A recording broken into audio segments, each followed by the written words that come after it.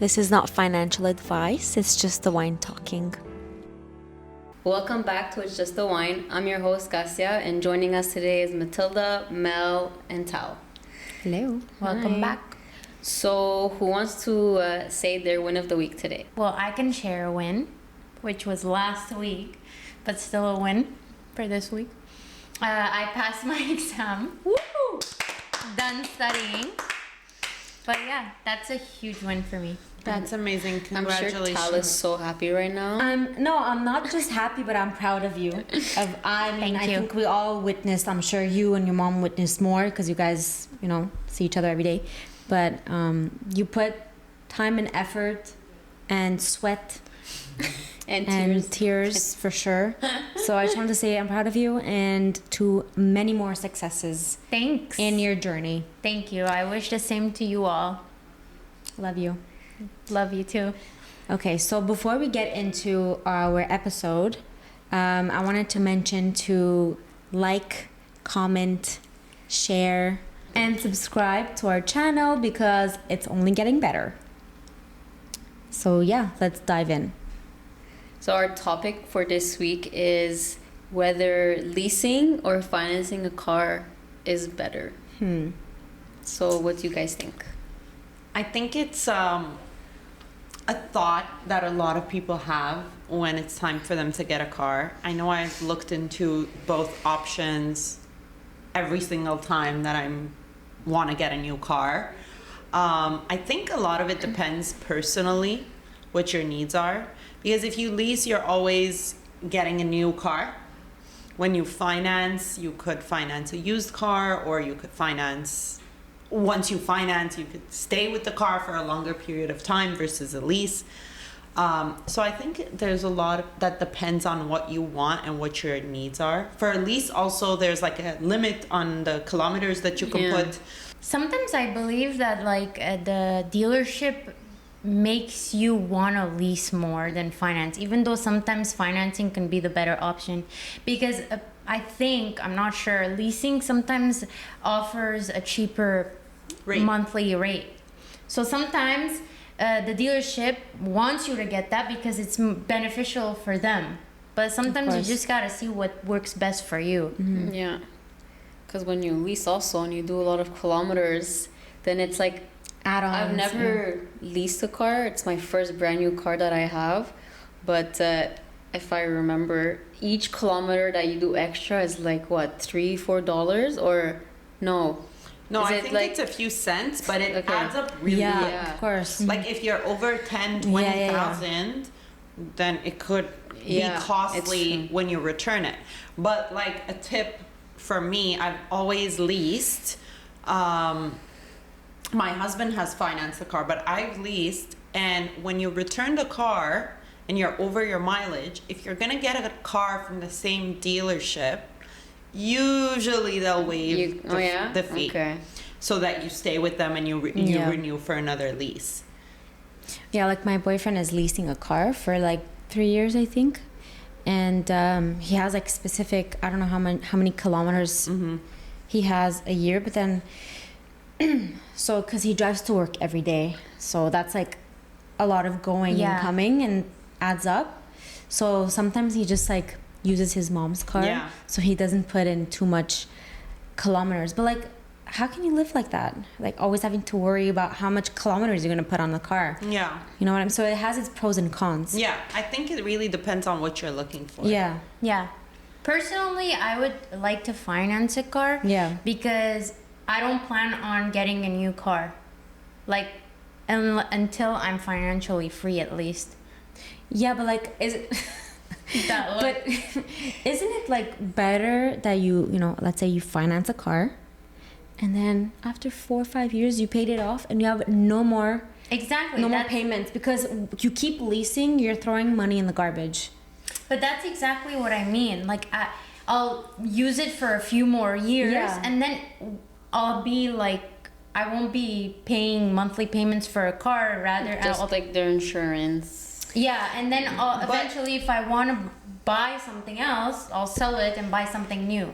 But with financing a car, you have to think about like the maintenance fees that come with it versus leasing a car. Usually you're covered. I know even with financing, if you're financing a brand new like car, 3 years. you have a warranty. guarantee.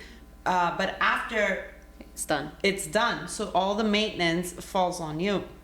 So this week I did the math instead of math. And I looked at a 2025 Toyota Corolla LE. Average car, about 32,000 with taxes here in Quebec. And I looked at the difference between financing and leasing. And at the end, how much each one costs. So I looked at 4 years because in one of our earlier episodes, Gassia had said, even if you're financing, it's best not to finance more than 4 years because then you're paying too much interest. And then lease too, I just looked at 4 years so I could compare apples to apples. So for financing right now in the market, you're looking at around 6.99 APR. And for lease, What's APR? it's your interest rate. Annual percentage return. And then on the lease, usually it's a bit cheaper because it's a lease, I guess, but it's 6.69. Mm-hmm. So when you're looking at the finance, it's coming up to roughly around $667 a month for this car. When you're looking at the lease with zero down, 16,000 kilometers per year. Now that might not fit someone's needs, but I'm just looking. If you work from home, maybe Yeah. it might. With zero down, which is usually people don't put down on a lease, you're looking at about 84 weekly, which I don't know how much that translates to monthly, because $84 weekly. yeah, You need to multiply it by the number of weeks in So the there's- year let's say divided by 12. so times 52, Should I do the math? sure. So we get a real comparison. Sorry, I didn't have time to do this part. Okay, so tell me numbers. 84 times 52 84 times 52 is divided by 12. divided by 12. 364. So it's 364 a month. Compared to 767. really? It's like that big of a half. difference? Wow. Are you sure? 84 times, there's 52 weeks in a year? Yeah. Yeah. Okay, tell me again, but I did 84 Yeah, it times was right. 52. No, she did it right. 84 times 52 is 4,360 and divided by 12. Yeah, 364. Okay. Okay. So, what it's coming up to, the total amount for your financing is coming up to 36,844, which about close to not fully, but close to 5,000 of that is interest. Now the resale value is estimated of this car to 14,000. So if you remove the 14, assuming you sell in 4 years, if you remove the 14,000 from the 36, the cost of this car for 4 years is 22,000 to finance. That's how much you put from your pocket. If we go back to the leasing, it's costing about 20,000 for 4 years to lease. So it's $2,600 cheaper in 4 years to lease versus to finance.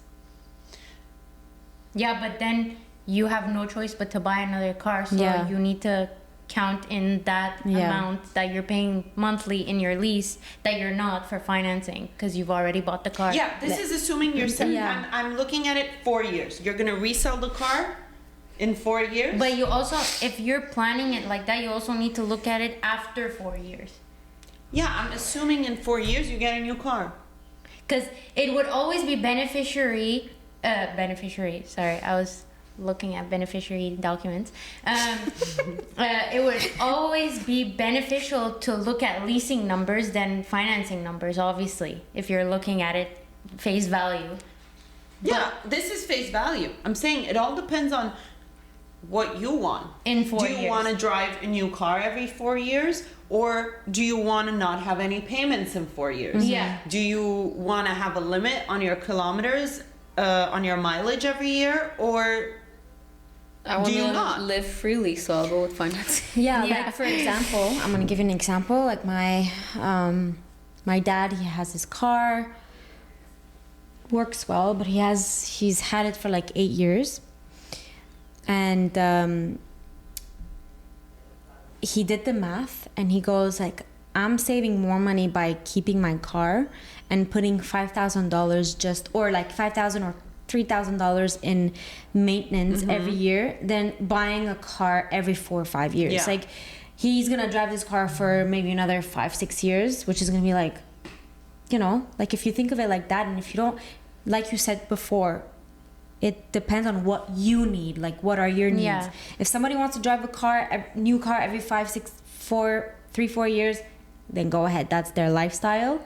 But But for it me, al- yeah. But for me, like leasing a car is like, in my head, it's like you're throwing money in the garbage because it's not gonna be yours at the end. That's just in my head. That's But like having renting the- versus buying. Yeah, but having a car is a luxury. It's Yeah. not a necessity. So either way, in my opinion, it's having extra money you can spend. Yes. You know what I mean? But the difference between real estate is car value does not go like car value. depreciates. Like they always say, this is a myth.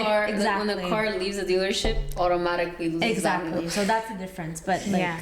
anyways, that's just But my opinion. I also think that, let's say you own a business, it's more beneficial to lease a car because you can deduct the expenses. yeah, that for sure. And I think if you own a business and you put the car under the business name, do you even get more kilometers? Or Like it depends on the weight of the car. That's why there was a whole thing on TikTok where it said G-Wagons. Yeah, G-Wagons. Everyone's driving G-Wagons because it weighs so much that it you even get. lost so It's a much write-off. value. Yeah, it's a complete write-off. You get.